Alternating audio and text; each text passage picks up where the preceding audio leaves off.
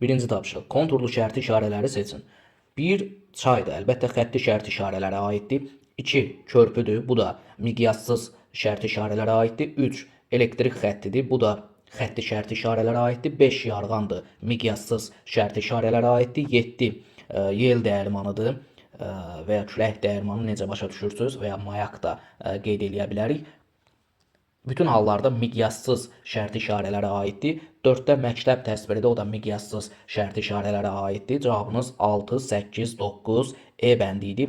Çünki 6-da iynəyarpaqlı meşə, 8-də kolluq, 9-da isə seyrək meşə təsviri verilmişdir. Bunlar konturlu şərti işarələrə aiddir. İkinci tapşırıq. Miqyası 1/50 min olan xəritə üzərində təsvir olunan əkin sahəsinin ölçüsü 10 kvadrat santimetrdir. Bu əkin sahəsini daha 4,5 kvadrat kilometr genişləndirsək, əkin sahəsinin neçə faiz genişlənər? Miqyasın kəmiyyəti 50 mindir. 2 dənə sıfır silirik, yerdə metr yaza bilərik də 500 metr. Deməli, miqyas 500 metrdir və ya 0,5 kilometrdir. Sahə məsələsində də miqyası kvadrata yüksəltmək lazımdır. O da bərabərdir 0,25 kvadrat kilometr. Xəritədəki S bəllidir. 10. Nə çatmır? Həqiqi sahə. Həqiqi sahəni də tapanda xəritədəki sahəni miqyasın kvadratına vurmaq lazımdır. Yəni 10-u vururuq 0,25-ə. O da bərabərdir 2,5 kvadrat kilometr eləyər. Deməli, həqiqi sahə, yəni əkin sahəsinin real ölçüsü 2,5 kvadrat kilometrdir. Deyir ki, həmən ölçünü 4,5 kvadrat kilometr genişləndirsək, əkin sahəsi neçə faiz genişlənər? 2,5 100% olsun. 4,5 də x faiz. Buradan x-i müəyyənləşdirsək, tənasüb yolu ilə 4,5-i 100-ə vuraq, 450, bölək 2,5-ə. O da bərabərdir 180. Deməli, 180% genişlənmiş olar. Üçüncü tapşırıq. 1/35 min ədədi miqyası izahlı miqyasa çevirin. Buradan 2 dənə sıfır silə bilərik də, yerinə metr yazırıq. 350 metr. Deməli, 1 santimetrdə 350 metrə uyğun gəlir. Dördüncü tapşırıq. Eratosfen haqqında verilən düzgün fikirləri müəyyənləşdirin. Coğrafiya anlayışını elmə gətirmişdi. Bəli, doğru fikirdir. Tərtib etdiyi xəritəsində dərəcə torundan istifadə etmişdi. Bu xüsusiyyət Ptolemaya aiddir. Yerin kürə formasında olması fikrini ilk dəfə elmi cəhətdən sübut etmişdi. Bu Aristotelə aiddir. İlk coğrafi xəritələrdən birinin müəllifidir. Doğrudur. Eratosfen tərtib etdiyi ilk xəritədə yer kürəsi Liviya, Avropa, Asiya olmaqla göstərmişdir. Bəli, doğrudur. İlk dəfə qlobus hazırlamışdı. Bu da yanlışdır. Çünki ilk qlobusu eramızdan əvvəl deməli Krates Malowskinin hazırladığı bəllidir. Yekun cavab 1, 4, 5 D bəndi idi. 5. Miqyası 1/6 milyon 500 min olan xəritədə çayın uzunluğu 10-dur. Miqyası 1 santimetrdə 25 kilometr olan ikinci xəritədə bu çayın uzunluğu neçə santimetr olar?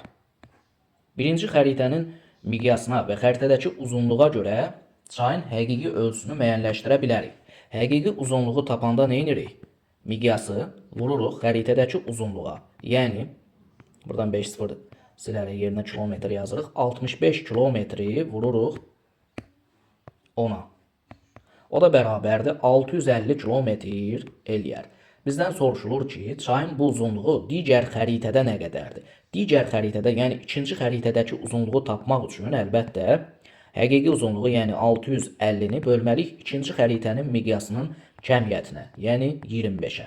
O da bərabərdir 26 eləyər. Doğru cavab A bəndi idi burada. 6. Orta miqyaslı xəritələr adlanır. Orta miqyaslı xəritələr həm də icmal topoqrafik xəritələr adlanır. 7. Hansı obyektin həqiqi sahəsi daha böyükdür? Həqiqi sahə daha böyük olması bizə lazımdırsa, ekvatora yaxın əraziləri doğru cavab kimi götürməliyik. Verilənlərdən əlbəttə ən yaxın olan ikinci məntəqə idi. 8. A, B, C, D, E hərəkət marşrutunda hansı azimutlar yoxdur? A-dan B-yə 90 azimutdur, B-dən C-yə 180 azimutdur, C-dən D-yə 90 azimutdur, D-dən E-yə 45 azimutdur. Deməli, verilənlərdən A bəndi yanlışdır, 90-a görə 45 olan C bəndi yanlışdır, 180 olan E bəndi yanlışdır, sonra 90 olan B bəndi yanlışdır, D bəndi doğru cavabdır, 315, 135, 225 yoxdur, 315 bu istiqamətdir, 135 bu istiqamətdir, 225 də bu istiqamətdir. Verilənlərdən heç biri burada yoxdur. 9 ilə davam edək. 1 bölünmüş 6500 miqyaslı təsvir vasitəsi haqqında yanlış fikirləri seçin.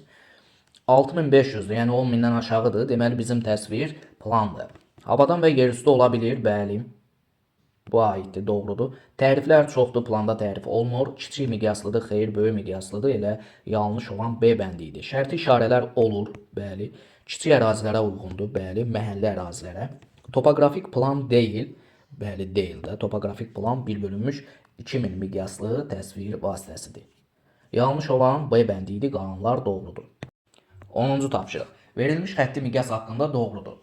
Miqyasın cəmiyyəti 11 kilometrə uyğun gəlir. O da ədədi miqyas formasında göstərsək 11 yanında 5 sıfır 1 milyon 100 minə uyğun gəlir. Verilən miqyas da əlbəttə orta miqyaslı yox, kiçik miqyaslı xəritələrə uyğundur. Çünki orta miqyaslı 200 mindən milyona qədərdir. Milyon və daha yuxarı olanda 1 milyon, 2 milyon, 5 milyon və s. olur kiçik miqyaslı xəritələr. A yanlışdır.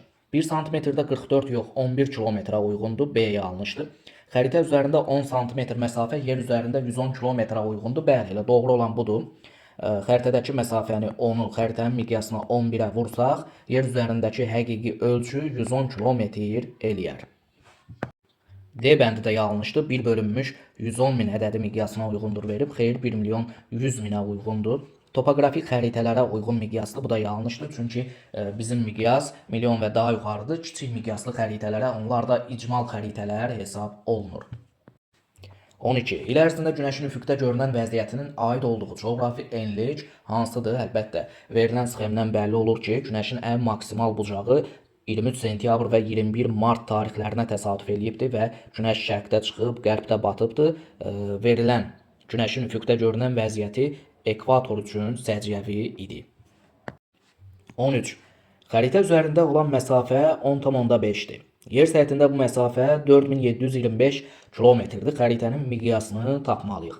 Miqyası tapanda həqiqi uzunluğu xəritədəki uzunluğa bölürdük. Yəni 4725-i bölməliyik 10,5-ə. O da bərabərdir 450 kilometr eləyər. Onu da ədədi miqyasa çevirsək 450 kilometrin yerinə də 5 dənə sıfır atırıq.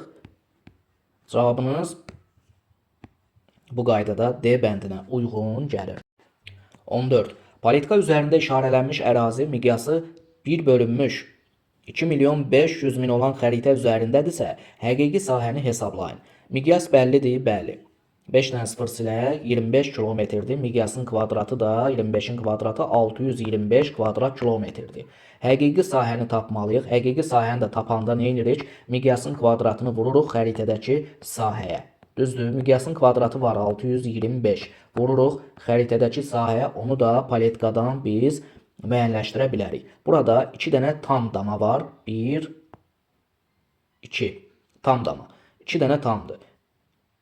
Sonra 1, 2, 3, 4, 5, 6, 7, 8 də yarımçıq dama olduğunu görə bilərik. 8 yarımçıq damanı 4 bütöv düşünsək, üzərinə də 2 dənə bütöv əlavə eləsək, deməli burada 6 bütöv dama olduğu anlamına gəlir. Paletkadan da bizə tanışdır ki, bir dənə damanın sahəsi 0,25 idi. 6 dənəsi nə qədər eləyər? 6-nı vururuq 0,25-ə bərabərdir, o da 1,5 kvadrat santimetr eləyər. Xəritədəki S bəlli, miqyasın kvadratı da bəlli, onların bir-birinə hasili həqiqi sahəni verir. 1,5-i vururuq 625-ə, o da bərabərdir 937,5 kvadrat kilometr eləyər. S bəndi. 15. Verilən əlamətlərin coğrafiyanın hansı elmlərlə qarşılıqlı əlaqəsinə uyğun olduğunu müəyyənləşdirməliyik. Miqyasa uyğun hesablama aparılması bu əlbəttə coğrafiyanın riyaziyyatla əlaqəsinə əsaslanır. Bir uyğundur D-yə. Bitki və heyvanlar aləminin zənginliyi bu açıq-aşkar biologiya ilə əlaqəyə əsaslanır. 2 uyğundur F-ə. Atmosfer təzyiqinin azalması bu əlbəttə fizikaya aiddir. 3 uyğundur E-yə. Havanın və suyun qaz tərkibi kimyaya aiddir. 4 uyğundur A-ya. Yerin kosmik fəzada hərəkəti 5 astronomiyaya aid olsun. Yəni C-yə. Təbiətdə tarazlığın pozulması bu da ekologiyaya aid olar. Yəni 6 uyğundur B-yə. Cavabımız 1D, 2F, 3-ə E, 4-ə A, 5-ə C, 6-ya da B olmaqla C bəndi doğru cavab idi. 16. Qütb ulduzunun müşahidə olunmadığı materikləri müəyyən edin. Qütb ulduzu şimal yarımkürəsində olur, düzdür? Ekvator xəttindən yuxarıda. Ona görə ekvatordan bütövlükdə cənubda yerləşən Avstraliya, Antarktida materiklərində qütb ulduzu müşahidə edilməz. 17. Sahəsi 380 kvadrat kilometr olan gölün xəritədəki sahəsi 15,2 kvadrat santimetrdir. Xəritədə gölün ucqar qərb və şərq nöqtələri arasındakı məsafə 4,2 santimetr olarsa, həqiqi məsafəni hesablayın. Həqiqi sahə var. Xəritədəki sahə də var. Verilən iki kəmiyyətdən miqyasın kvadratını ortaya çıxara bilərik. Çünki sahə məsələsində miqyası kvadrata yüksəldirdik. Miqyasın kvadratı bərabərdir həqiqi sahənin xəritədəki sahəyə olan nisbətinə, yəni 380-i bölürük 15,2-yə. O da bərabərdir 25 eləyər. Miqyasın kvadratı 25-dir. Deməli, miqyasın kəmiyyəti 5 kilometrə uyğundur.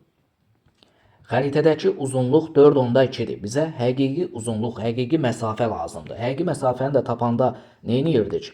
Miqyası vururduq xəritədəki uzunluğa, yəni 5-i vurmalıyıq 4,2-yə.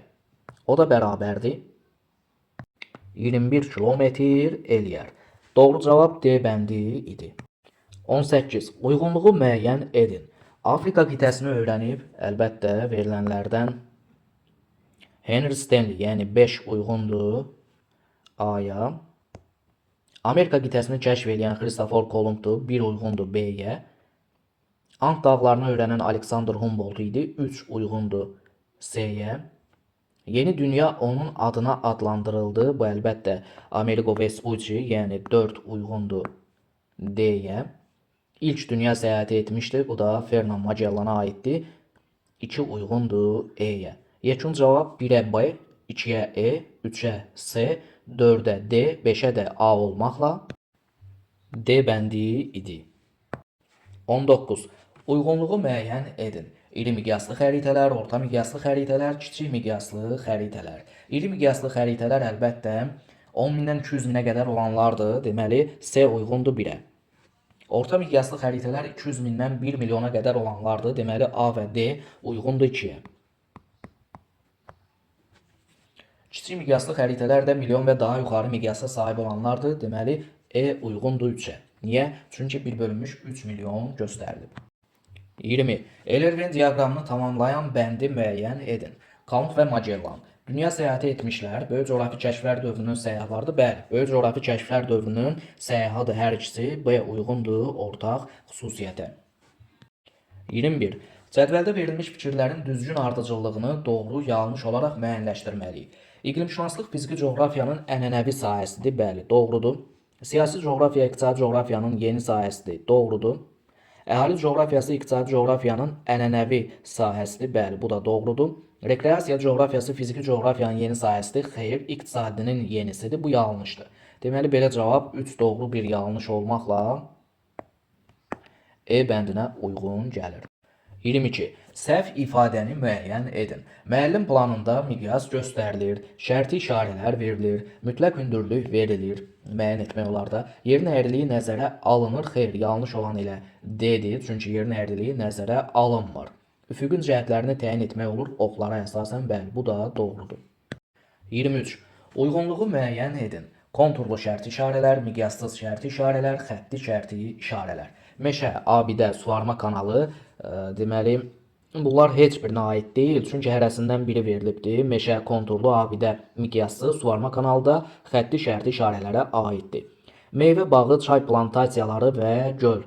Əlbəttə, B uyğundur konturlu şərti işarələrə, yəni 1-ə. Su quyusu, bulaq, məktəb, miqyassız, yəni C uyğundur 2-yə. Körpü, telegüllə, yel dəyirmanı, bu da miqyassız şərti işarələrə, bir sözlə 2-yə uyğundur. Dövlət sərhədləri, çay, boru kəmərləri, bu da xətti şərti işarələrə uyğun gəlir. E uyğundur 3-ə. 24. Doğru fikirləri seçin. Şimal yarımkürəsinə dağların cənub yamacı çox istilik alır. Bəli, şimalda dağlara günəş il boyu cənubdan daha böyük bucaqla düşür. Ona görə cənub yamac şimal yamaca nisbətən daha böyük bucaqla istilik alır. Doğrudur. Cənub qütbündə bütün istiqamətlər şimalı göstərir. Doğrudur. Bakı şəhərində il boyu günorta vaxtı obyektlərin kölgəsi cənuba istiqamətlənir. Xeyr, Bakı şimaldadır, 40 şimal enliyindədir və günorta vaxtı günəş il boyu cənubdan düşür. Ona görə də kölgə bunun əksinə cənuba yox, şimala doğru istiqamətlənər. Bu sol piyadəlik gözəyarı planlamada yox, dəqiq planlamada istifadə olunan alətlərdir. Bir bölünmüş 83 milyon miqyaslı qlobuslar kiçik miqyaslıdır. Bəli, doğru fikirdir bu da. 50 milyon orta miqyaslı idi. Bir bölünmüş 30 milyon miqyasa sahib qlobuslar da böyük miqyaslı idi. 83 milyonda kiçik miqyaslı qlobus idi. Meridian yarımçevrəsinin uzunluğu 40.009 kilometrə yaxındır. Bu yanlışdır. Çünki meridian yarımçevrəsinin yox, meridian tam çevrənin uzunluğu 40.009 idi də. Yarımçevrə olanda hardasa 20.004 kilometrə uyğun gəlir. Yekun doğrular burada 1, 2 və 5 idi. 25. Vizual təhlil, kartometrik təhlil, kartoqrafik metod. Obyekt və hadisələrin oxşar fərqli cəhətləri təyin edilir. Bu, müqayisə metoduna aiddir. A yanlışdır. Lena çayın miqyasa uyğun uzunluğunun təyini, bu əlbəttə kartometrik metoda aid olar. Yəni, hesablama işi var. B uyğundur 2-yə. Böyük Ay gölünün şimal qütb dairə ilə kəsişməsini müəyyənləşdirmək. Bunu xəritəyə baxaraq müəyyənləşdirə bilərik də. C uyğundur vizual. Torpaq bitki örtüyü xəritələrinin təyininə əsasən landşaft xüsusiyyətlərinin təyini, burada müxtəlif xəritələr təyin edirik. Bu əlbəttə kartoqrafik metoda uyğundur, D uyğundur 3-ə. Ərazidə müşahidə məntəqələrin qurulması çöl tədqiqatları üsuluna aiddir. Ölkədə 3 illik ümumdaxili məhsulun artım faizini hesablamaq, bu da riyazi statistik göstəricilərə əsasən aparılan bir təhlildir. Verilən metodların heç birinə aid deyil. Cavabınız elə 1-ə C, 2-yə B, 3-ə də D idi. 26. Horizontallarla təsvir edilmiş dağın ətəyindən keçən horizontalın dəniz səviyyəsində olduğunu nəzərə alaraq B ilə zirvə arasında hündürlük fərqinin neçə metr olduğunu hesablayın. Əgər bura dəniz səviyyəsidirsə, yəni 0 metr olur, 2000-dən 0-a qədər 2000 metr fərq var. Deməli, kəsmə hündürlük 1000 metrə bərabərdir. Kəsmə hündürlük 1000 metrdirsə, B nöqtəsi 2000-dən bir kəsmə hündürlük aşağıda, yəni 1000 metrə uyğun gəlir. Zirvə ilə B arasında hündürlük fərqi də 3526-dan çıxmalısınız 1000. O da bərabərdir 2526 metr olar. Cavabımız 2526 metr idi. 27. Planşetdə ölçüləri 16-ın 16-ya olan ərazinin yer üzərində ölçüləri 96-ın 96-ya olarsa, miqyasın 1 cm-də neçə kilometr olduğunu tapmalıyıq.